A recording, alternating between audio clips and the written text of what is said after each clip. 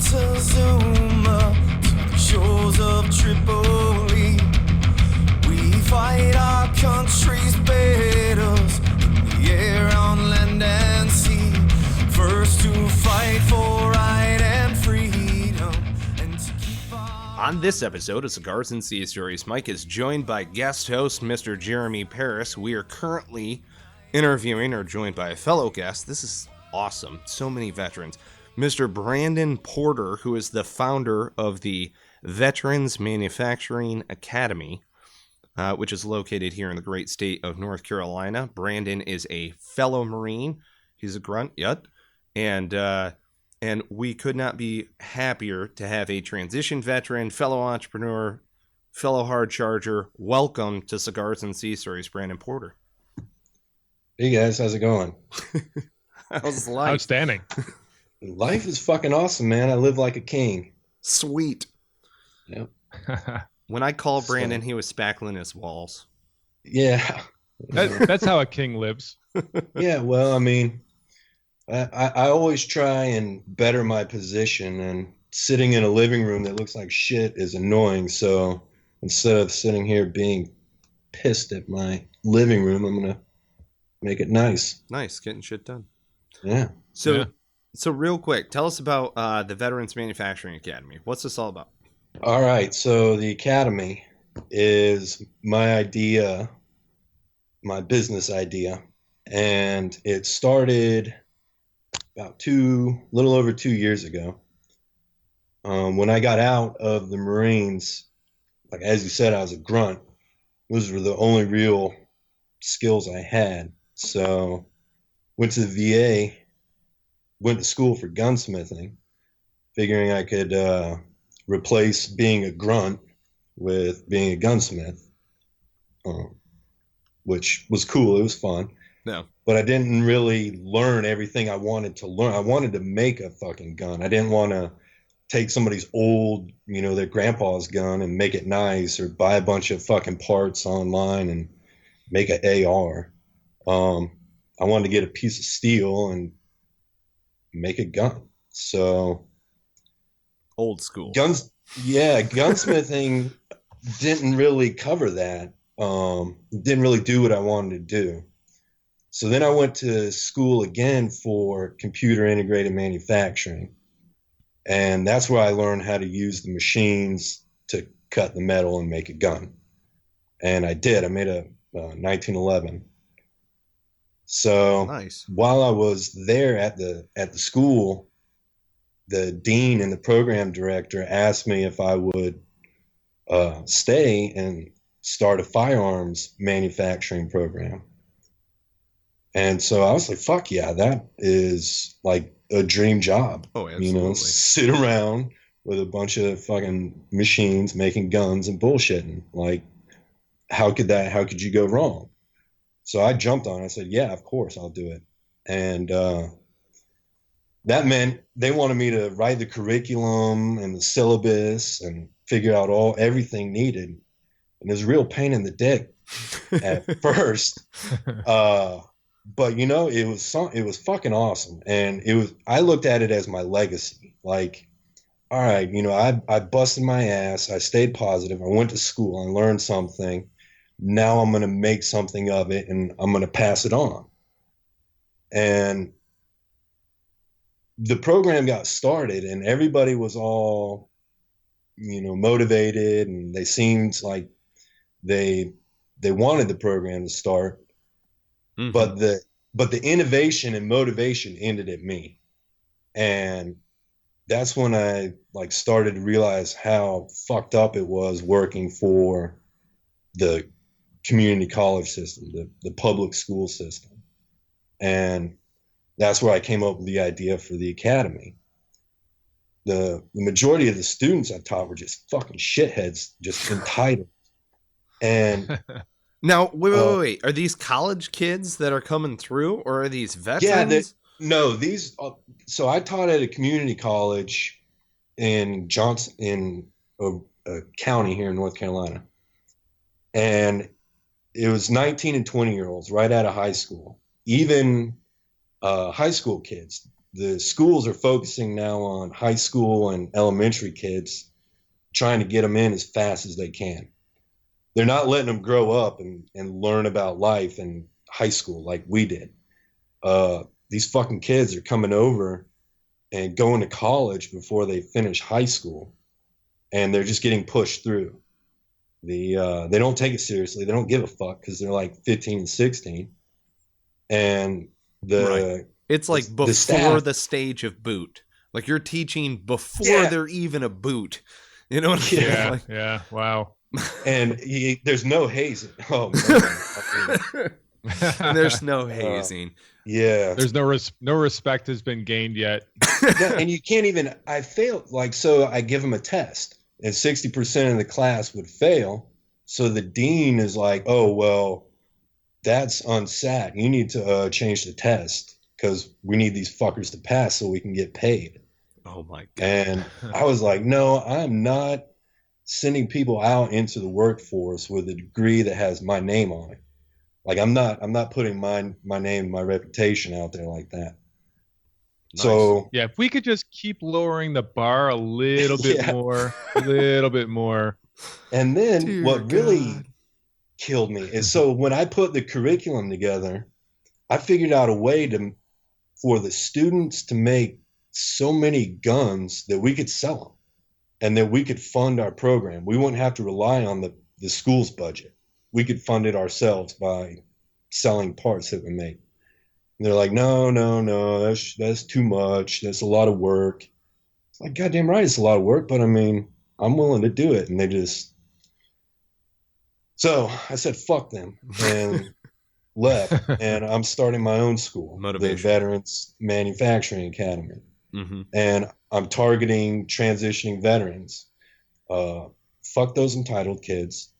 I want to get guys that are motivated like us, that, you know, the Marines or the armed, whatever, the military is just not for them anymore. Or maybe they were medically discharged like me, whatever reason. I want to get them while they're motivated and give them these skills and send them out into the public at places like GE and John Deere, making jet engines or tractors or whatever. Or even if they're guys that want to make their own product, that, you know, knives or hatchets or whatever cool thing somebody wants to make, I could teach them how to use the machines and teach them about metal and send them off and let them start their own business. See, and this is why I wanted to have Brandon on Cigars and Sea Stories, because you get the angst, which all of us feel, and then it's like, dude, this is a brilliant vision, because I know a lot of guys who are out there who are looking for a maker space to do bigger things. Like, hey man, I want to build a car. You know, okay, yeah, we could probably, you know, screw it. Let's weld together a chassis and start from there. You know what I mean? Yeah. And so there are a lot of guys that are out there who would otherwise be doing trades or something like that. But like, the trades to me are my hobby. I enjoy welding. There are other things that are, you know, in the background, but that type of maker space, especially where you're located, would be fantastic. And folks, if you're listening right now and you're trying to figure out where this is, go to VMA-NC. So that's Victor, Mike, Alpha, TAC, November, Charlie.com. There you go. Yep. See how I have to pause? They're like, TAC. What the hell is TAC? Right? Anyway, Veterans Manufacturing Academy. Check it out. You can sign up. Click their transition survey. You can sign up for their mailing list. Please do, so that we can have more folks. I know that you're out there. You know what I mean? Like, I want to build. Yeah. So I want to build like an air-powered grappling hook. You know? Can I come do that at Veterans Manufacturing Academy? Can I make an air-powered, or maybe like, oh, like if it was up to me, absolutely. I mean, that's all we would do. Right. It would just be like bad fucking machines and us, you know, free reign. Yeah. Like, hey guys, what are we going to build today? Right. But you know, I have to have some sort of profit in there to keep the lights on. But thanks for bringing up the website. On it is a survey that I'm doing, because right now I have as my value proposition Mm-hmm. for the academy is I'm going to build a barracks there, and the barracks is going to be dorms that are free for students. I guess it'd be like a 2-story building, and on top are the rooms, the barracks rooms, and below that's where the classrooms and computer labs and offices are. But the barracks is I'm setting up so that I can get all the guys that are transitioning about to go home. Mm-hmm. So there's like 12, there's going to be almost 13,000 Marines transition this year. And I don't know, I forgot the percentage, but I don't know, say 75% are going out of state. They're leaving. They're not staying in North Carolina. So the way for me The to keep majority of them them, right? Yeah. and get their GI Bill, get their money to, keep them here is the barracks. So, I mean, if you were getting out and you're like, what the fuck do I do? I'm going to go home, live with mom and dad, get a job, figure it out. Well, come to the academy, stay at the barracks with a bunch of dudes in the same exact position, so all of you can figure it out at the same time with a bunch of guys like me and you around to mentor them.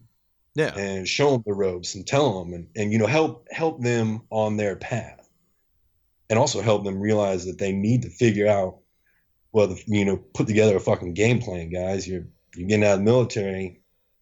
What are you going to do now? Yeah. Well, Brandon, have you talked to a state government about this idea? Because it seems like North Carolina would want to retain those service members that are getting out and leaving the state. They'd want to keep them there for as long as possible as residents, and be able to collect some money from them, through taxes and everything else. Yeah.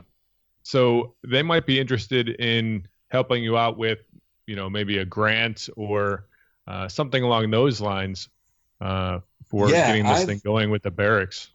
I've joined the North Carolina Governor's Working Group for military and veterans and their families. And nice.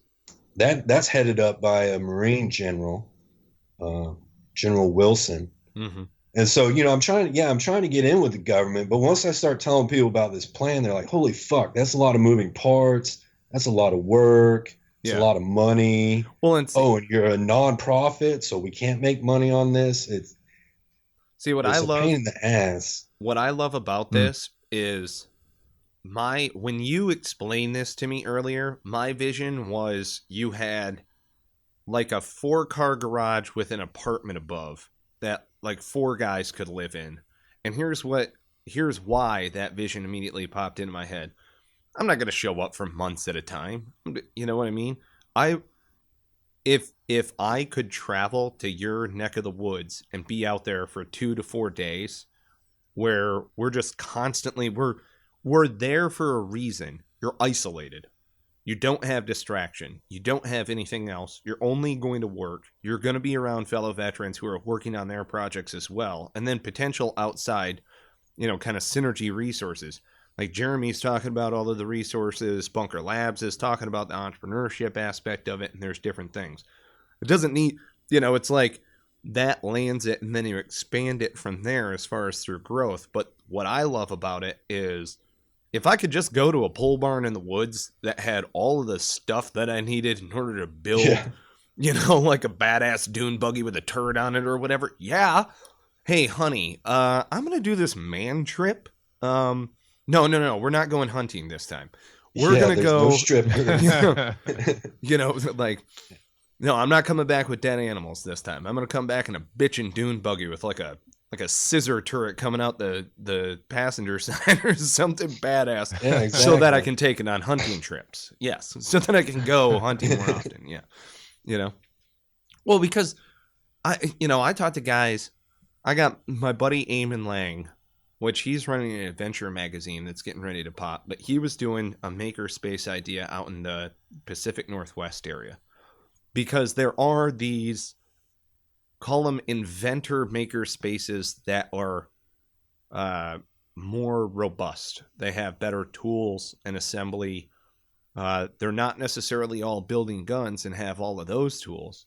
However, it allows you to build whatever invention you want to build, right? That's all that it boils down to. But if you isolated it out in the woods where I get to come and bullshit with all of my buddies while I'm doing this project, and then we have something kick-ass afterwards, that's like bonding experience, access to resources, all of this other stuff. Plus you've got this awesome thing coming out the backside. I mean, that's just, I would come out there as Cigars and Sea Stories and do some sort of badass project. Now I'm thinking about building a dune buggy. Oh, man. Yeah. It's addictive. I just paid off the Harley, too. Jesus. My wife's going to kill me. Well, we can take the Harley and we can just add to it, like a sidecar. That's nice. Sidecar with a turret. Dude. A side buggy? Yeah. Yeah. Oh, we could do some Rocket sort of assisted. Yeah, or like MG42, right? Just mounted to like kind of off center to the right of the handlebars. I put a lot of thought into this. We can You can buy one. If you have the right FFL, you can order a Ural with a fucking MG42 on the sidecar. That's fucking like awesome. All the knobby tires, 2-wheel drive. I mean, badass Russian motorcycle. Sir, can you give us a then you reason can go why after you elephant. What's it? Yeah. Well, then, sir, can you give us a reason why you own this vehicle? Yeah, hog hunting. That's I'm gonna go feral swine. Because I'm American and I fucking want it. That's why. You mount like the turret and the flashlight on there so that you can hunt swine out in the woods in the middle of the night. Yeah. Standard procedure. Oh my God. I'm telling you, man, I'm going to start my own nonprofit. Did I tell you guys this? I'm doing my own nonprofit. Yeah, we're all going to go hog hunting. It's just veterans hog hunting. That's it. Vet hogs, right? We take our fill of the meat and then we're going to give the rest over to refugees. It'll be fine. Huh.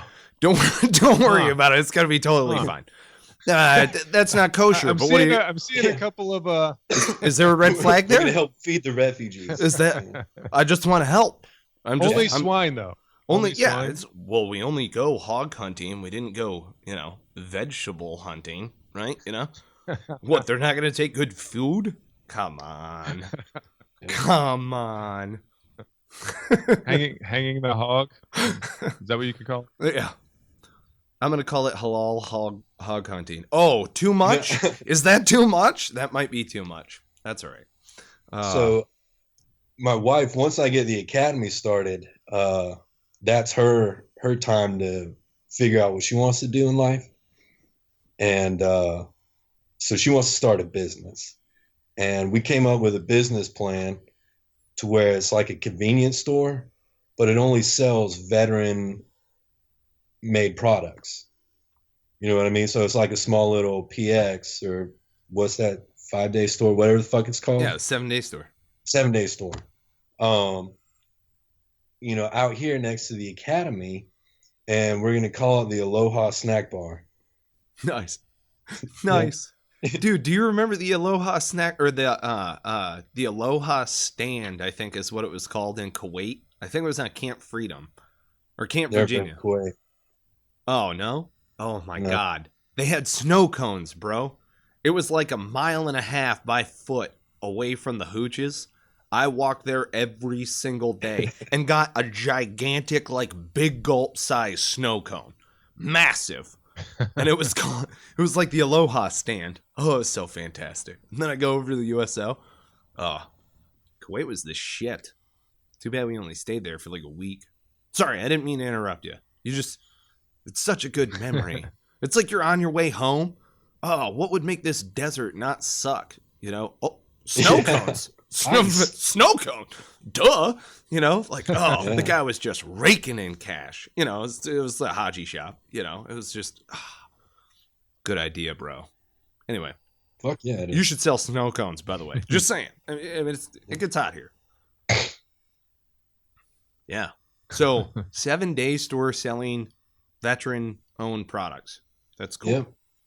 That's cool. You know? So be like a Sheets, except vet stuff. Yeah. Oh, Sheets. You know what else is good? Wawa. Do you like Wawa? Yeah. I'm a fan. Anyway, sorry. Good stuff. my brain Convenience stores. my brain trails off when we get into these segments of the show because, you know, we tell folks in the beginning we're talking about all of your stuff, and then as the show continues on, it's a conversation that usually trails off down many rabbit holes. So Well, that's what, the convenience stores is what I tell people is the one thing I'd miss the most during the zombie apocalypse. Like when zombies come, there's gonna be no more convenience stores, right? And all that ready-made food and Red Bulls and dip. I mean, where the fuck are you gonna get that? Right. Breakfast burritos that always burn you, always, but they're so good. Yeah. Colon cleanse. It's a great idea until you eat it. Yep. It's like horchata and the loco burrito.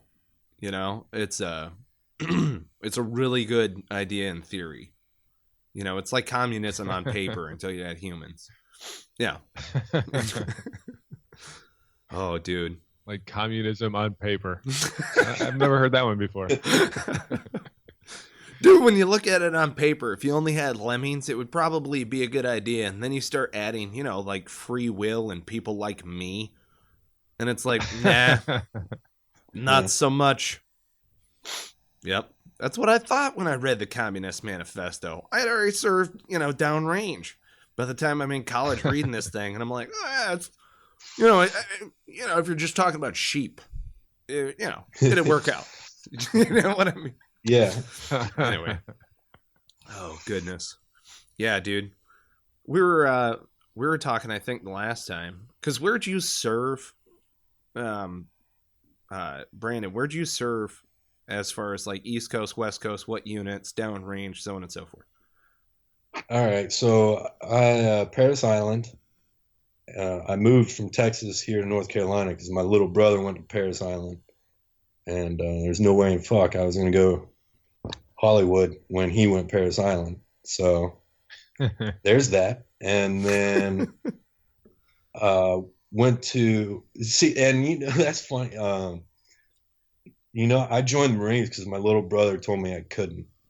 I was a fucking hippie living out in Texas, and here he is. I went to his wedding in Monterey. He was at the Defense Language Institute. Oh yeah, I think that's what the fuck it's called. He learned Russian. He's a big brain. Fucking spy. Yeah. He did good on his ASVAB. He used a pencil instead of a crayon. So wait, you guys didn't make pictures with those? That's what I did. It wasn't the connected dots. God damn it. Yeah. I chewed that cock so good. I was so stoned when I took that test. Just so stoned. It was so bad. So yeah, my brother, he's doing well, cryptology school. I go to his wedding. Like, oh man, this is fucking awesome. This is like, you know, I got to see Marines for the first time. I was like, man, this is I could groove on this. And he told me I couldn't do it. So a couple months later, I signed up. And that was in 2003. So post 9/11. Yeah. Did you sign up 03? Actually, that used to be a big deal when I was in. Oh, you know, you're pre or post, but now it's almost everybody's fucking post 9/11. Just about. Shit, I did 10 years and I got out before 9/11. Holy fuck. Yeah. So I was in that weird time period where like nothing's happening. Yeah. It's like, hey, why don't you go join the military?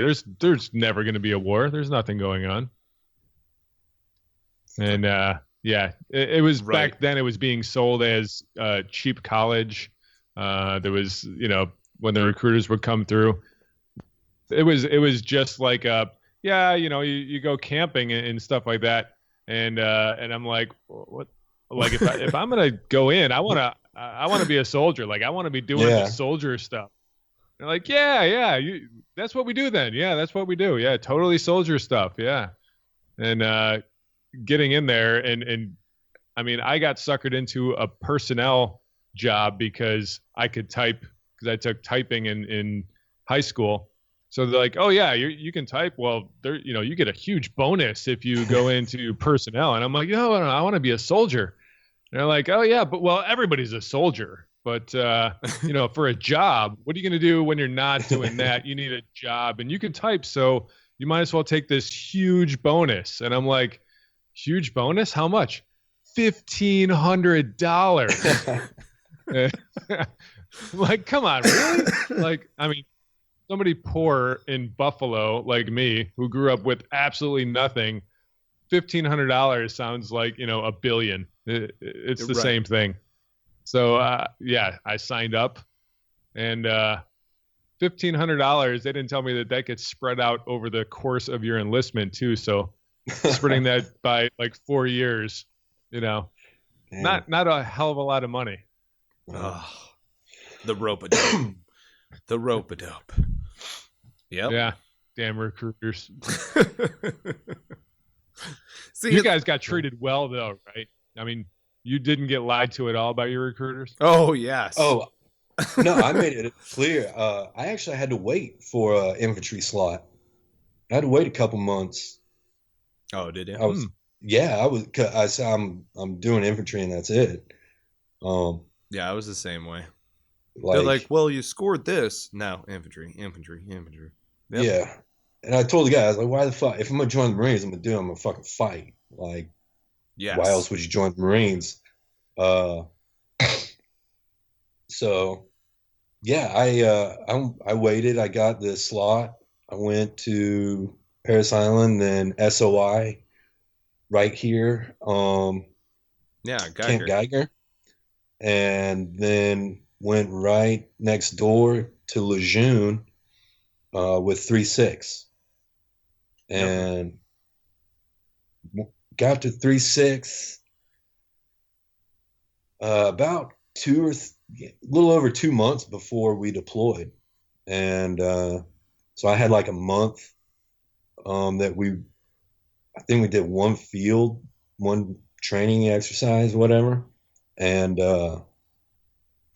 then we deployed Afghanistan. And there we went all over the Northeast. Abad, Jabad, Ghazni, Sorobi. Of course, Bagram. Right. All those little shitholes around there. You guys were bouncing around a lot? Were you mobile? Well, like the first place we went, we had to guard it down. I think it was Sorobi. It was a fucking a dam that I think the engineer said it would take like a fucking cruise missile to take out. I mean, it was a huge, huge dam. So we're like, fuck this place. There's no need for us here. And then we went to Ghazni. And in Ghazni, we didn't really do much.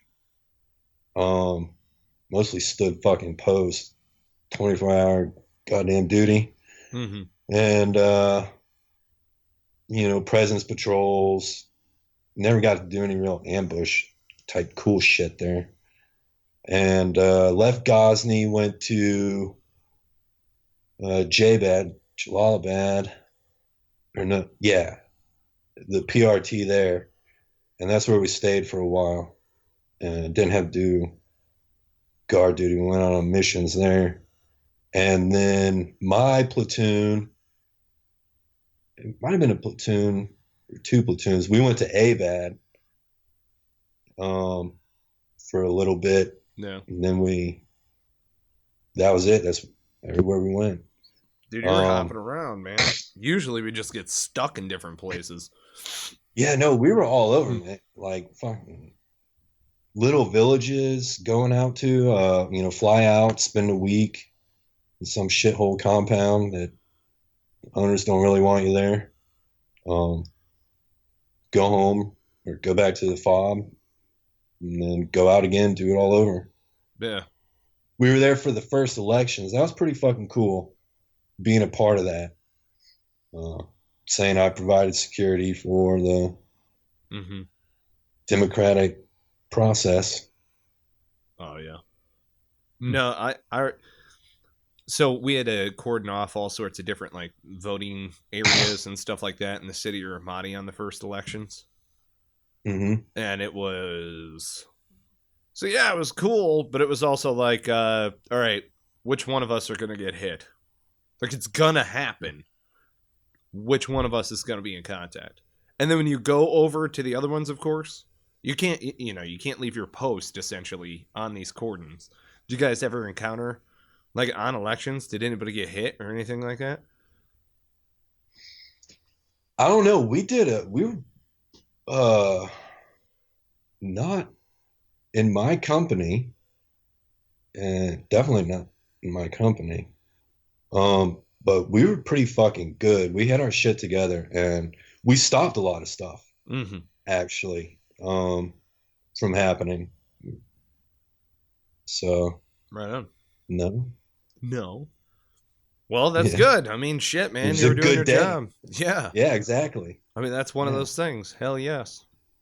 No, I mean, and during the deployment, like going around all these presence patrols we did and shit, and it was just fucking monotonous, and it sucked. And at the time, it's like, why the fuck are we doing this? But God, everywhere we got relieved, those guys just got fucked up because they would sit at the fob complacent and let fucking Taliban creep up on them. Right. See, that's always the worst. You rip out and you start hearing different like stories of your old AO. Yeah. It's like, wow, we did a good job, I guess. Right. Or the shitheads knew that we left and decided to hit somebody that's off balance coming in on a new rotation. Yeah, there's that too. Right. There was this thing, because we went back to Ramadi for a second tour. There was this, and I never saw it, but there was this rumor that Lima Company, is it Lima? Somebody found a piece of graffiti that said, "Welcome back 3-7." In like Arabic graffiti or whatever. So they knew our exact unit and everything else. I don't know if that's true, but it's just like, okay, they know a hell of a lot more, than we're willing to admit, that units, they know when units are rotating through. They see different GTPs without a and doubt. different people and everything else. Yeah. I mean, they have to know. I would know. You know what I'm saying? Like, I would know that I'm seeing different Marines, even though we don't have unit designators that are on us. Anyway. Yep. So, hey, man. When you went back the second time, did it completely change? Was there anything different about it, or was it exactly as you remembered it? A lot had changed in the landscape because other units were just, it was devastating. Ramadi was crazy. Okay, so a lot had changed because 3-8 took over the battle space and unfortunately got hit pretty hard. Then 1-6 took it over. We hanged Saddam, and then Hung? I thought it was hanged. Anyway, I was just being a smart ass. Oh, all right, cool. Yeah, I can letting you know I'm that. listening. That's all. But after Christmas leave, after Christmas leave, they told us we were going back to Ramadi, and during the rip, we were driving through intersections that we had been blown up in the first deployment. And it's like, whoa, what the fuck are you doing, man? Like, don't go, no, And they're like, no, man, it's crazy. You can slow roll through this place now. Just it's at a quell. And Mattis walked through the streets. It's not that it looked different. All of the streets obviously were the same. Some of the landscape looked different in different areas of the battle space. It was just, what sucked is one time we went into a house and I knew that the area, I recognized the area. I knew where I was, even though I wasn't there that day. And my buddy had gotten shot by a sniper. He had been T-boxed as the one man running up a ladder well. And so he was just going up the stairs, one man inside of a house. It was about 125 meters away through a window. I mean, it was an excellent shot. And so we went into that structure. And when I saw like his dry blood was on the floor and everything else, I was like, nope, we're going to need to just back out of here and go into another building. How about that? And that was the worst part about going back to Ramadi, is it was like, damn it. Like, why am I rolling the dice, you know? And of course, orders are orders. I was sleeping 40 feet away from where I slept the first tour. I slept in the exact same hooch. It was like, right? Talk about a serious psycho. And you're driving around just puckered up the entire time because you remember what it was like the first go. Yeah, I don't know if that'd be cool. I don't know how I'd want that. Yeah. So it was unique because Ramadio 506 was nothing but kinetic. You know, we would roll around, don't get me wrong, and not take contact. But somebody that day was taking contact in the AO. You know what I mean? And then we were AO QRF. And it was just, yeah. And on the second tour, it was just different. Even though we were in the same spots. It was crazy, man. It was crazy. Just a different feeling. Yeah. Well, and what's unique is that you go back to the same war, to the same place, fighting some of the same shitheads, but you're not really fighting on the second go. And then, you know, I went to Afghanistan as well, which is, that's a totally different war. Because I've been to Quantico and then come back, and it's a whole new gear set. Frog gear, new comm, plate carriers, Mitch helmets. Everything's new. And as Marines, we're not used to that. Yeah. So I had to relearn all of that stuff. And it's an entirely different mission. So it was different war, different mission, different gear set. I was an NCO patrol leader. It was just different. You know, and I'm sure Brandon here's probably had some sort of similar experience. I only got to go on one deployment. Oh, yeah? Yeah. During the deployment I was on, my knee went out. We were QRF, and we flew up to rescue these guys. I think it was 6 snipers in ABAD. This ABAD, we got fucking rocketed and mortared every single night. And so the battalion commander sent snipers out, and they stumbled across like 100 dudes and got lit the fuck up, like straight up, like they walked into Claymores type stuff. Mm-hmm. And so we got called up and flew up there. Hilo took us, and while we were there, the battalion commander's like, well, you know what, we're gonna since you're there already, stay there and let's kill these fuckers. So perfect. We're like, right on. And we're like, but we're QRF and we don't have shit, you know, we got canteens and ammo, pretty much. And so plus, you know, we were down at the FOB, which is, I don't know, several thousand feet below where we were at. And we were freezing our ass off up there. So we said we need food, water, and cold weather gear. And they slung load a pallet of water, a pallet of MREs, and all our fucking packs. So, I mean, everything I owned in Afghanistan was sent to me on that fucking mountaintop. I was like, are you fist fucking me, man? Like, what do I need my gas mask for? Why do I need my E-tool? And so, yeah, we were all maxed the fuck out. Like, I had a box of MREs, a case of water, plus combat load, plus all my shit. I mean, it was ridiculous. And so we started patrolling, trying to find these fuckers. And I was point man, which was, I loved it. I loved being point man. Mm-hmm. And we're walking down this mountain, and all of a sudden my knee just dislocates, just gives out. And I take off head first, you know, head heels, somersaulting down this fucking mountain. And land, of course, everything they sent me everything except my fucking Kevlar. So here's my head bouncing off these fucking rocks. And yeah, I got knocked out. I came to, and I was like pinned face down in the rocks with my pack all above me. I had a fucking 12 gauge in my pack, and I was all tied up. But when I came to, all my guys were like pulling me up, lifting me up, and I look up and like it felt fucking good watching my guys, running to me to help me out. It's like, this is fucking awesome. Yeah. It was a good feeling. God damn, I was in pain, but so I couldn't make it out of there. So got medevac and spent the rest of the deployment on light duty, which was cool. Fine by me. I'll chill on the hooch and Yeah. jerk off all day with a dislocated knee. Jesus. Yeah. So we get back, go on post deployment leave, and that's a month. Then started the training cycle up again. And I'm going to physical therapy, and I'm getting my knee back in place, getting worked out.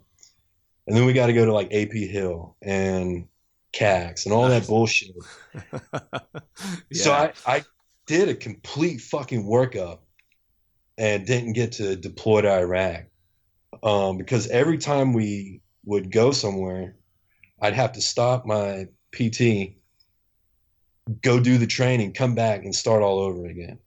And then I got put on a med board and sent home. Jeez. Fucking sucked. And then what fucked me up for the longest time is like, I wanted to stay in, I wanted to deploy.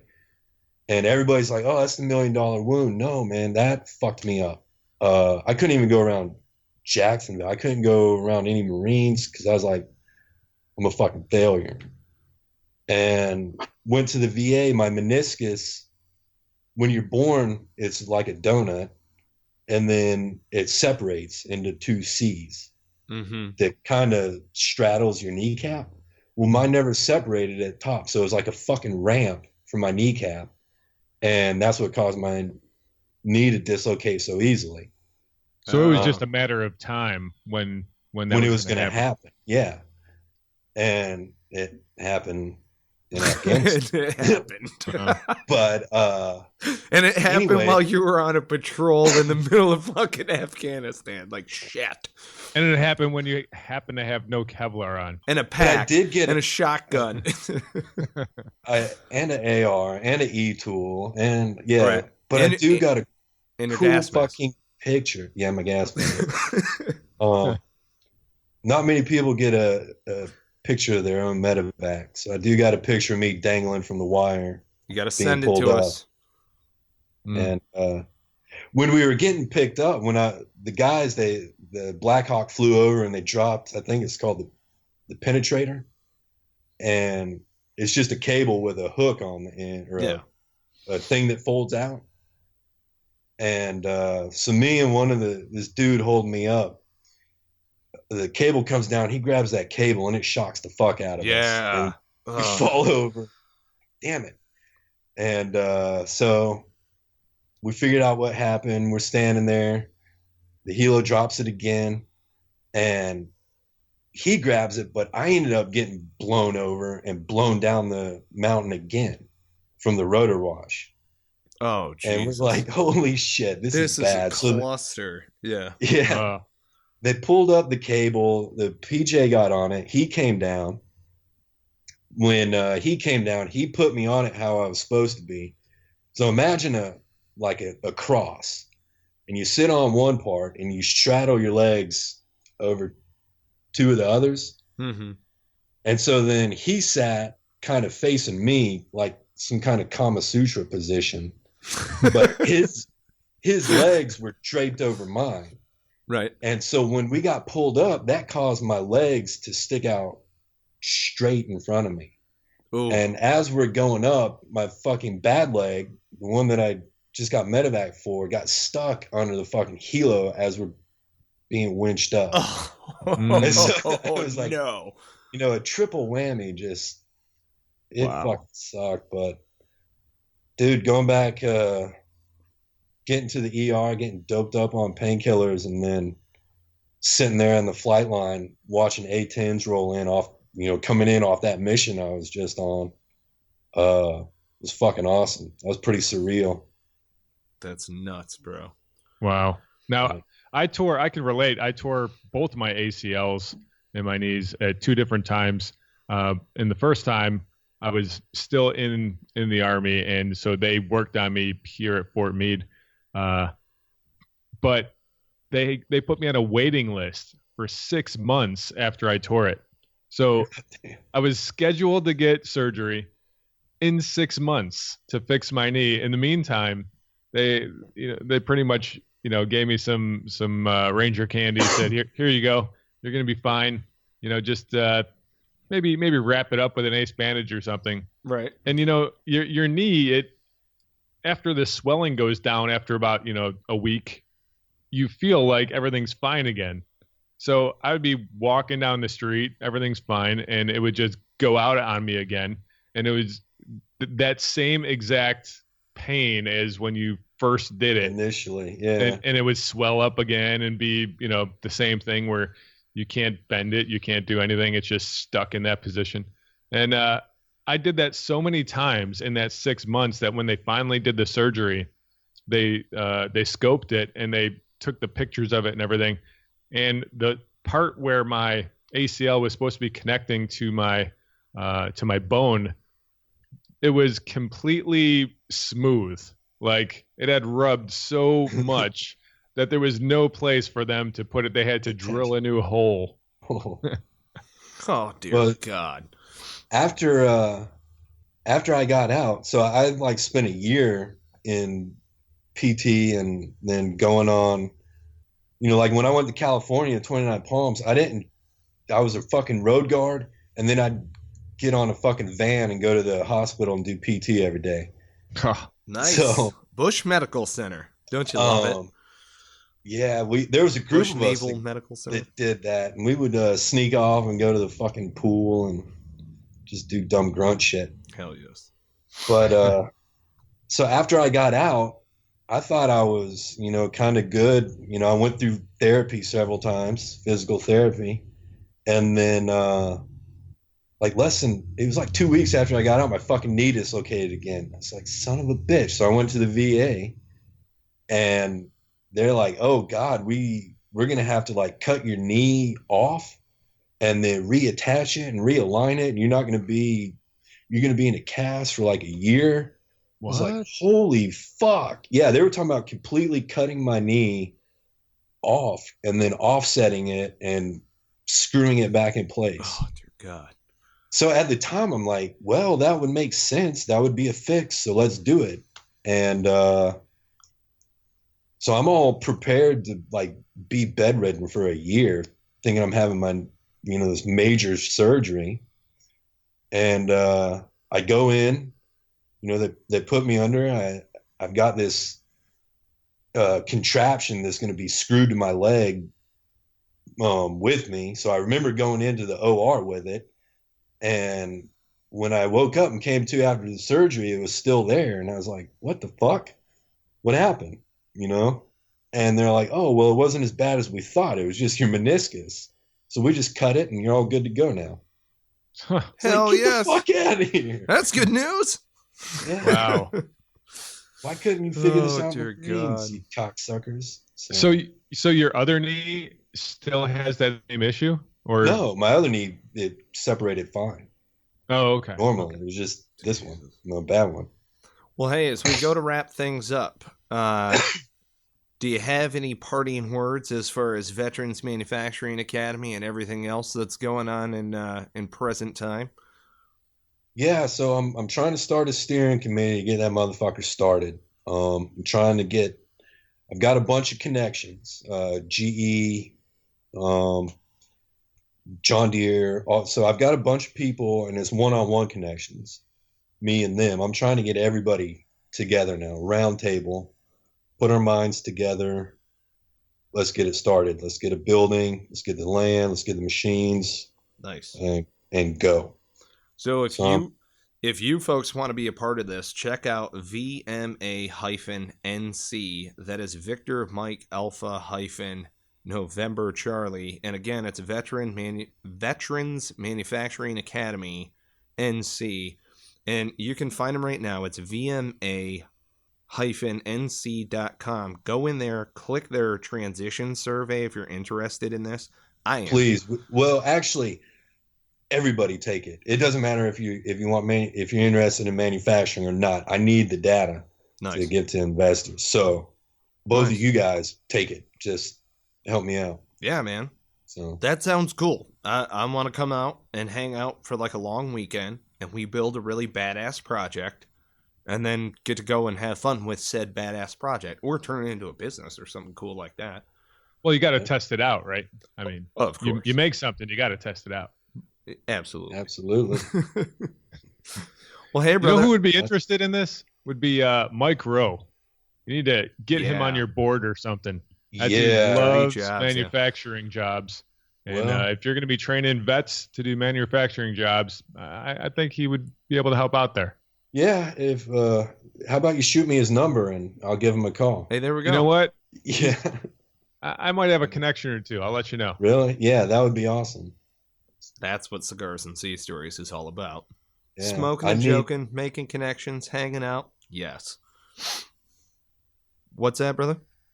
The network, man. I need connections. Network is one of your most important tools you have. Hell yes. Absolutely. Well, Brandon Porter, I really appreciate you coming on Cigars and Sea Stories. Listeners, I really appreciate you subscribing, rating, and reviewing the podcast. Time now. You can find us on iTunes and all of the Android aggregators. We're all over the place. Go ahead, click like, subscribe. 5 stars is recommended. Thank you very much. Brandon, Semper Fi, brother. It's great having you on. I really do appreciate your time. Hoorah. I want to come back, man. I got a bunch of stories. I just talked about my fucking self this time, so I got a bunch of good stories, so let's do this again. Cool, yeah. Jeremy Paris, our guest co-host on this episode. Thanks so much for being with us as well. Absolutely. This was fun. And speaking of that, Veterans Manufacturing Academy, I got to dig in a little bit more into this myself. I think I've got a bunch of people to send your way. Might have to pull you onto my podcast too. Yeah, I would love to do that. Perfect. I need a lot of nonprofit advice. So there it is. Yeah. Let's get together and talk. Questions. Yeah. Hell yes. Well, there you go, folks. That's what Cigars and Sea Stories is all about. You want to be part of the action? Go ahead and contact us. It's contact@cigarsandseastories.com. Thank you so much for joining us for another episode. Thank you to our sponsors, veteranslist.us, Spartan Media, and of course, Heroes Media Group, a proud member of Heroes Media Group here at Cigars and Sea Stories, a veteran-focused podcasting network, so you can check them out time now. Brandon Porter, Jeremy Paris, you guys are awesome. Semper Fi to everybody out there. And on that note, we cue the music. Our